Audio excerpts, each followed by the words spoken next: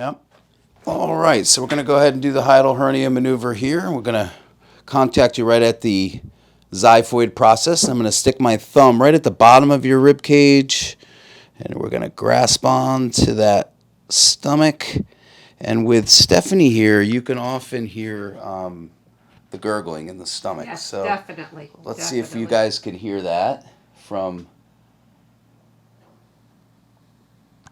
Okay. Not today.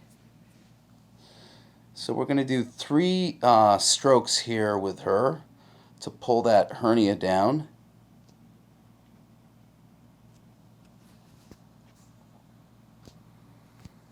Now there are some contraindications to doing this maneuver. We'll put those up on the screen, all the contraindications to having this done. If you've had fundoscopic or laparoscopic surgery before, this cannot be done. So this has to be done prior to any kind of hiatal hernia surgery you're considering. And we didn't hear any gurgling that time, Nope. which is a good sign that tells me that the herniation is not as bad anymore. It's correcting itself. So you're doing great. You're all set for today. Thank you, Doc. You're welcome. Oh, a little bit of adjustment. Did you do anything? Sure, we can adjust the Yeah. neck.